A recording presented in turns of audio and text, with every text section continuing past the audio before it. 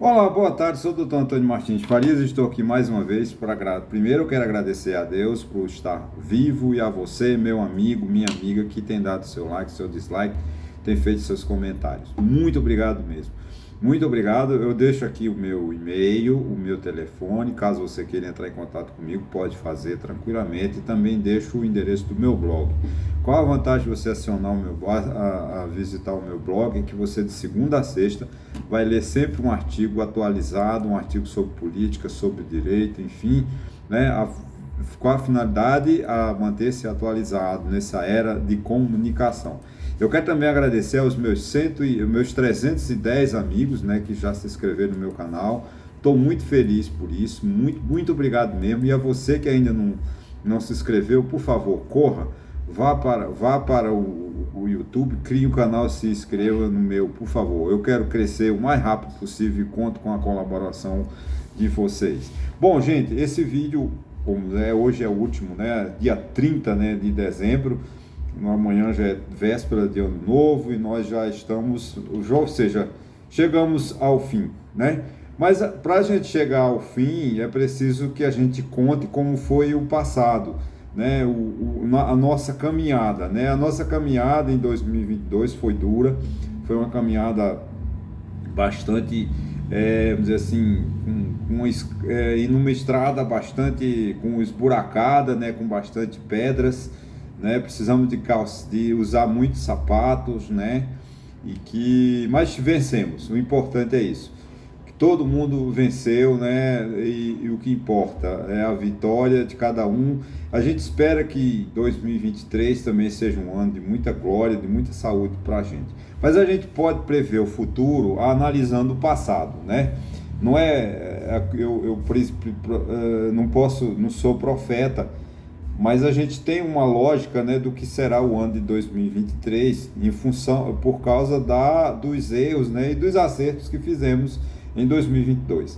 Como você vê, 2022 é um ano muito complexo.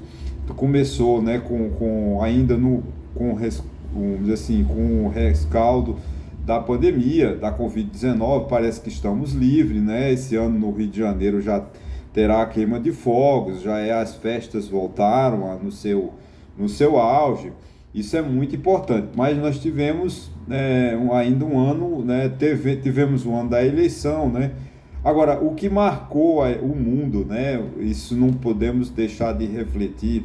Foi no dia 24 de fevereiro, quando o presidente da Rússia, Vladimir Putin, resolveu, sem a justificativa, sem razão, né?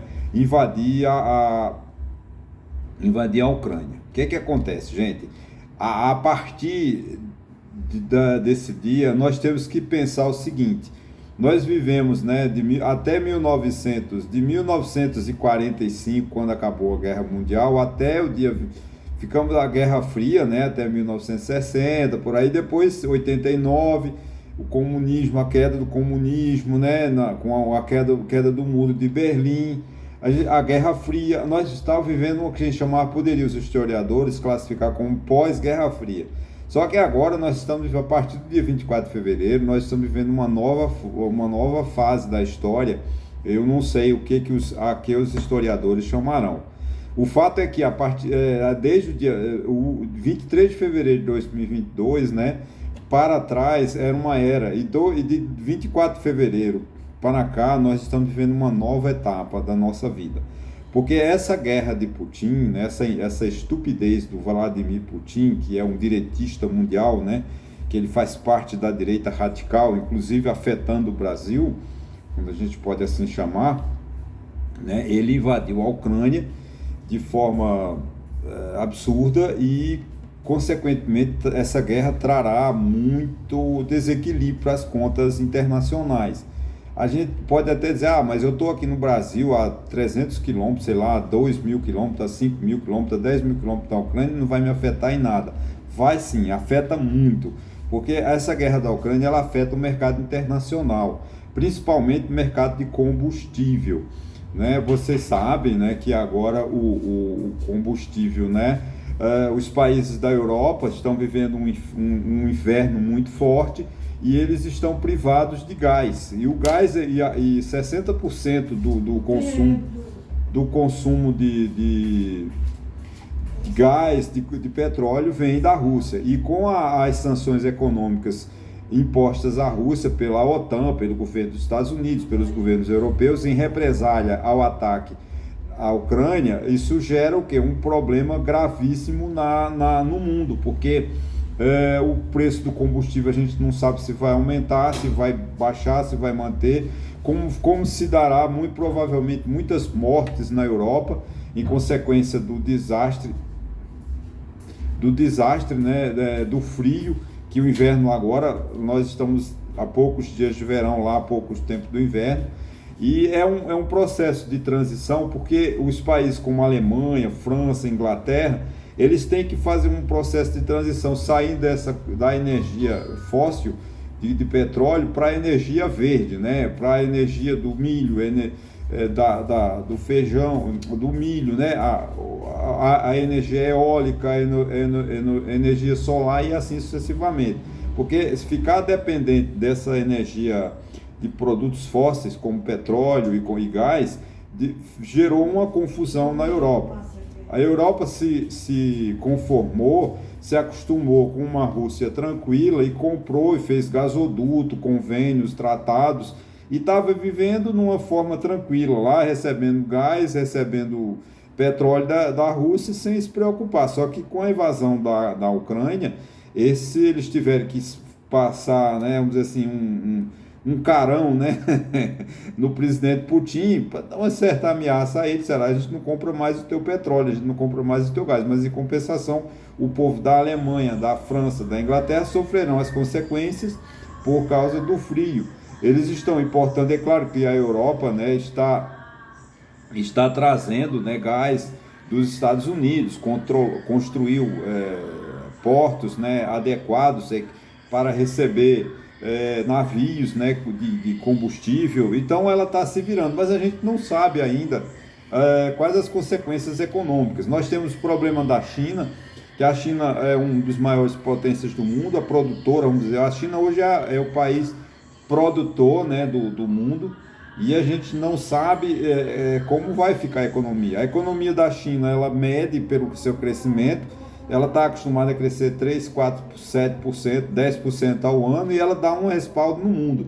Isso gera o quê? Gera a expectativa, né, que os capitais internacionais que vivem girando, né, aonde tem o melhor, para ter o retorno, né? Então eles aplicam na China, aplicam nos Estados Unidos, aplicam no Brasil, esse capital volátil, né, que vive no mercado internacional buscando o seu melhor. A gente não sabe, o mundo é financeiro, né? E isso tudo foi consequência dessa guerra estúpida de Putin, que ele mudou o cenário. Então, e a história do mundo mudou, porque desde 1648, porque o Tratado de Westfália, na Inglaterra, que tinha se encontrado uma alternativa, né, para essa questão da liberdade, da soberania dos países, né? Mas a partir do instante que o governo do Putin invade a Ucrânia, qualquer país agora pode invadir o outro. Então isso é um problema. A gente não sabe as consequências econômicas do país nesse momento, do mundo, né? Isso afeta o Brasil muito, né? Porque o Brasil, ele é um exportador de matéria-prima. E o Brasil não tem indústria, né? O Brasil, os governos se esqueceram de fazer indústria e só exporta soja, milho, feijão, algodão e carne. Isso é um erro do Brasil estrategicamente, sempre foi um erro do Brasil. O Brasil teve essa crise em 1929, 1930, quando só exportava café. Quando o café caiu no mercado internacional, a economia brasileira foi para bancarrota. O governo comprava café e queimava, para tentar remunerar o preço dos fazendeiros, né? Porque o Brasil, e agora o Brasil está chamado agronegócio, que todo mundo só fala no agronegócio, mas é um agronegócio que não traz retorno para o Brasil, porque o retorno do Brasil, ele fica em meios de grandes empresários do setor agrícola, que estão com muita tecnologia, não geram emprego, porque são máquinas altamente técnicas, né? E geram em dólar, ele manda dólar. Só que o Brasil esqueceu até de abastecimento do mercado interno. porque acho que desde o governo Dilma que o governo brasileiro não faz mais o chamado estoque regulador. Tem uma companhia no governo federal que se encarregava, pelo menos há 30, 40 anos atrás, de comprar na safra, né, produtos, armazenar para quando o mercado sofresse qualquer viés, ou seja, faltasse feijão, faltava carne, ele entrava, o mercado, o governo entrava distribuindo. Só que nós não temos isso. E esse no governo Bolsonaro, que foi onde ficou mais afetado, por causa da pandemia, obviamente, né? Nós estamos hoje passando fome, o Brasil volta a fazer parte do país da fome, da rota da fome, né? Por quê? Porque faltou aos governos essa previsibilidade e não houve uma regulamentação, porque você exporta tudo, né? Nós exportamos arroz, exportamos milho, exportamos carne, mas tiramos o arroz, tiramos o milho, o feijão e a carne do mercado brasileiro. Não é possível a gente ir no mercado, antigamente a gente ia com R$100, trazia, sei lá, hoje você vai com R$100, você não compra nem 1 quilo de carne, porque o preço da carne subiu de forma assustadora, que saiu da dieta alimentar do povo brasileiro. Além de uma inflação alta, nós estamos com uma taxa de juros muito alta, tudo isso em consequência da falta de visão do governo atual. O governo Bolsonaro não teve uma política econômica voltada para o pobre. O governo Bolsonaro foi uma política econômica voltada para o rico, tanto é que ninguém cobrou nada do ministro Paulo Guedes. O Paulo Guedes passou incólume, ninguém fez crítica, ninguém cobrou nada dele, porque ele deixou os banqueiros à vontade, cobrando juros absurdos, mas o mercado financeiro, o mercado internacional, ficou muito tranquilo, né? A gente espera agora, né, vou terminar esse vídeo, a gente espera que agora, com o novo governo, que eles não voltem, né, com o ministro Haddad, né, que é o futuro ministro da Economia, não seja retrógrado, não volte a ser uma economia dos anos 30, O governo Lula precisa de dizer o que veio. Eu acho que foi importante a vitória do presidente Lula, porque foi uma vitória contra a ditadura, né, porque o Bolsonaro é um governo antidemocrático, um governo que sempre, né, os resultados estão aí, bomba para tudo que é lado, pessoas nas ruas há mais de 50 dias pedindo golpe de Estado, pedindo intervenção, jurando de morte o presidente eleito democraticamente. Então a vitória de Lula, ela é uma vitória da democracia, mas a gente não sabe ainda do ponto de vista econômico as dificuldades que o presidente terá. Tudo isso em consequência, gente, que a gente precisa de ter muita parcimônia e dizer, olha, faz uma retrospectiva do passado, essa guerra da Ucrânia, ela mudou o conceito de custo de petróleo. Vamos ver como vem Davos, que é uma reunião onde se encontra anualmente os principais empresários do mundo para discutir os problemas do país, né? Que a ONU volte a atuar, que o governo brasileiro volte, né? A esperança que eu tenho é que o governo brasileiro, a partir de 2023, a nossa diplomacia volte a ser importante no mundo. O Brasil sempre teve importância no mundo, o Brasil sempre teve uma das melhores diplomacias do mundo, mas virou que o próprio ministro, né, de Bolsonaro comemorou que o Brasil tinha virado um pária internacional. Mas eu acho que com a vitória de Lula, é a vitória da democracia, a vitória do povo brasileiro. Eu não sou lulista, eu sou um anti-Lula, posso assim afirmar. Mas é preciso a gente reconhecer que a vitória de Lula foi a vitória da democracia, né? Porque se dependesse de Bolsonaro, nós estaríamos numa ditadura militar, né? Militar não, porque ele seria o ditador, porque ele não respeitou a Constituição durante todos os seus anos, ele fez indulto de pessoas incompetentes, pessoas que mereciam estar presas, pessoas que não deviam ter sido nem se candidatar, mas sim são deputados federais.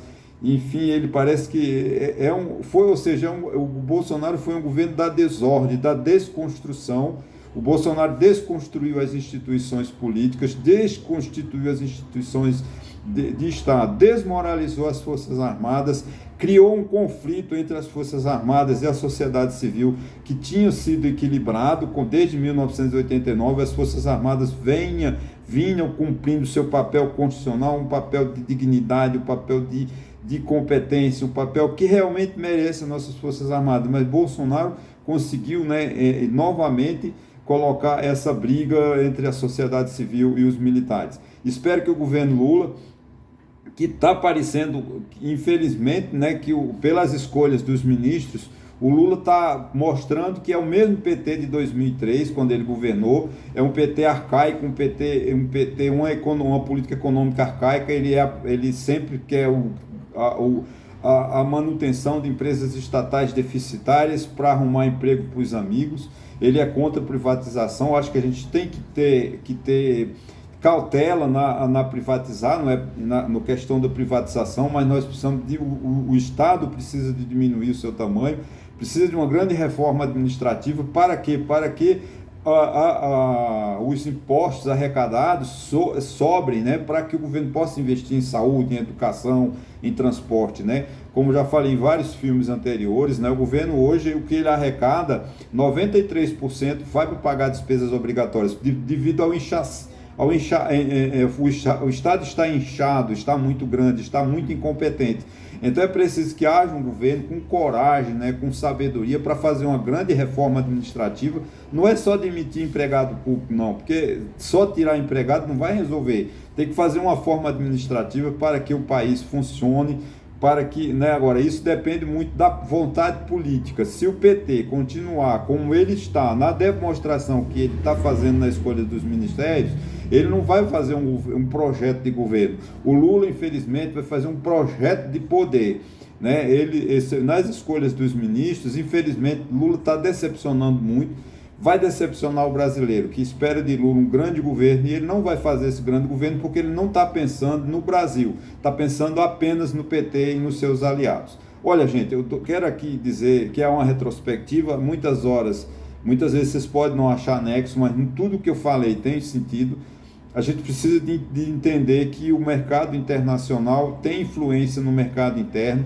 Então o governo precisa ficar atento, né, com as oscilações do mercado internacional, preço dos combustíveis. Vamos ter que ter aumento de combustível logo nos primeiros dias de 2023. Não culpe o presidente Lula, é a própria dinâmica do mercado, porque esse presidente Bolsonaro foi um governo irresponsável. Ele congelou e tirou receita dos estados de forma arbitrária, de forma inconstitucional, quando interferiu nos estados para reduzir o ICMS, e está mantendo os combustíveis sem aumento desde junho. Isso normalmente vai ter um efeito muito grande lá para janeiro e fevereiro, que já era para o governo ter dado aumento nos combustíveis. Combustível não é uma dádiva, não é maná. Combustível é uma coisa que custa dinheiro, é baseado em dólar, e o governo não pode brincar. Infelizmente, o povo brasileiro acha que combustível é uma dádiva. Não é. Combustível é uma mercadoria como outra qualquer. Apenas ela influencia em todo o processo produtivo, porque é a mola mestra, é a força motriz que liga os caminhões, que liga as turbinas para que haja produção. Ok, gente? Então eu espero que em 2023 o governo Lula abra o seu coração, governe para o Brasil e não para o PT, e que o povo brasileiro compreenda. Vai ser um ano de muita dificuldade, um ano ainda de carestia, um ano de inflação alta, um ano de crise política. Mas a gente, com paciência, com parcimônia, nós vamos se encontrar novamente no final de dezembro de 2023, com a mesma alegria, com a mesma paz. Eu desejo aqui a todos os meus ouvintes, né, um feliz 2023, com certeza que vocês tiveram um feliz Natal. Eu espero continuar em 2023 contando com a audiência de vocês, e que eu passe cada vez mais me permita, né, que Deus me permita que eu continue lendo, continue aprendendo, para trocarmos ideia durante mais um ano. Muito obrigado e até a próxima.